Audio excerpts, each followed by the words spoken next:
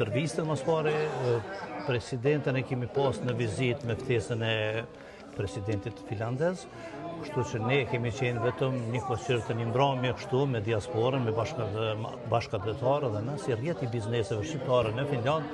Këtë organizim kemi fillu një afat shumë të shkurtë, kemi përgatit, edhe me thonë drejtën paka shumë për shkak të interesimit të madh që kemi pas për me marrë pjesë këtu, nuk kemi arritë të gjithë të përfshim në këtë takim.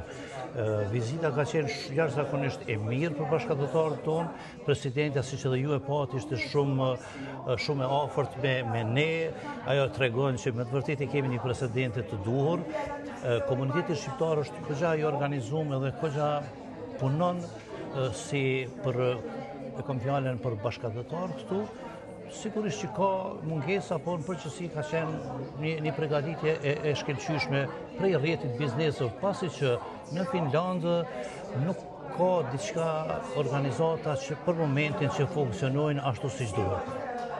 A pa diçka që presidentja premtoi ose dha ndonjë premtim për komunitetin shqiptar në Finland? Si që dim gjithë politikanët ne na premtojmë mjaft, edhe me thonë drejtën jemi skeptik me këto premtime. Nuk ka qenë, mund të them kështu, nuk ka qenë premtime të kota, edhe ka qenë dashamirë se në atë kuptimin që do të na përkrahen në çdo sferë, si bashkëdhetar dhe si komunitet shqiptar do që jemi. Nuk kisha thonë prej politikanëve tjerë, ka qenë ndoshta prej politikanëve që mas tepër ka qenë sinqert me neve dhe shumë e afërt me neve. Çfarë mund na thoni për rrjetin e bizneseve shqiptare në Finland? Sa është i organizuar, çfarë bën zakonisht, cilat janë agjendat? Personalisht jam prej themelimit, do prej vitit 2014 kemi themeluar rrjetin e bizneseve shqiptare në Finland, edhe këtu kemi arritur që t'i bashkojmë lloj-lloj biznesesh të ndryshme, lamit të ndryshme në këtë organizat, ku bashkëpunimin mes bizneseve shqiptare ka fillu edhe është në rrugë të mbarë.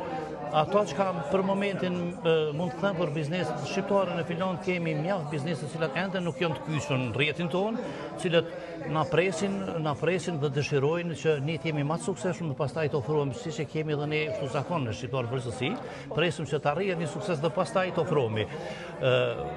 Mund të them që ka aq shumë biznese shqiptar sa që mendoj që janë afër 1000 biznese shqiptare në Finland. Janë të gjitha pjesë e rrjetit të bizneseve? Jo, fatkeqësisht nuk janë.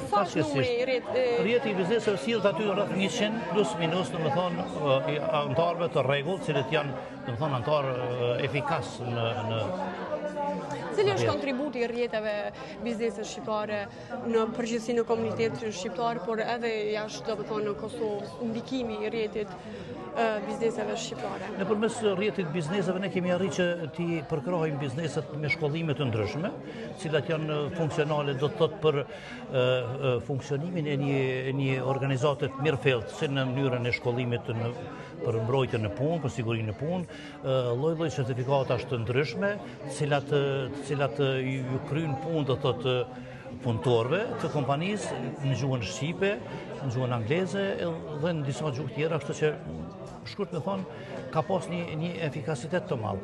Kemi edhe planifikime ndryshme, të cilat do të besoj që do të jenë në të ardhmen, do të jenë shumë fuqi kështu.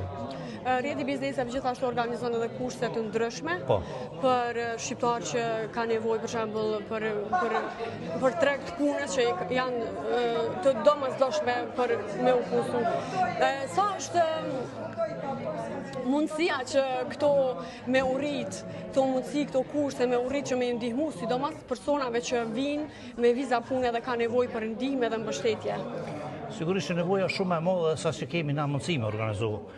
Nuk është problemet vetëm financiare, janë problemet të ndryshme, cilat ndoshta kemi shkurt pak për t'i thënë gjithë ato, por besoj që në të ardhmen ka me qenë shumë më funksionale. Tu i po kapacitetin dhe mundësitë tona, grupe përpos rrjetit biznesit të kryesisë tonë që kemi. Ne kemi edhe grupet punuese të cilat kryejnë shumë punë jashtë domethënë kryesisë, edhe ato të gjitha të bëhen domethënë falas. Nuk janë asnjë, to gjitha gjëra që i kryjmë, ne i kryjmë pa pagesë, si do thotë me vetë dëshirë, përpos ngarkesës që kemi si biznes e kuptohet, bizneset janë bazuar në individ si për shembull në rastin tim konkret ose sekretarit ose anëtarëve të tjerë që janë të fokusuar në biznesin e vet, këtë pjesë e bëjmë kështu në mënyrë vullnetare. E kjo ajo mendoj që pak a shumë na ka ngarku, por me idetë e reja që i kemi, me grupet punuese, të cilët do t'i angazhojmë studentë të ri kemi në grup, edhe ata të cilët do të me idetë e tyre kena me arrit në të ardhmen me qenë shumë më konstruktiv. Cili është kontributi konkret i studentëve? Do të thonë, ju ndihmoni edhe ju ndihmojnë. Studentëve ne ju ofrojmë mundësi ofrimit me biznese dhe pastaj vjen mënyra dhe punësimit drejt për drejt ata, por do të thonë përfitimet tona si rrjet i biznesit është që ata e bini ide të reja. Bini ide të reja, një energji të re, cilën çdo herë është e nevojshme në këto organizime. Faleminderit shumë. Faleminderit dhe juve, ju suksese.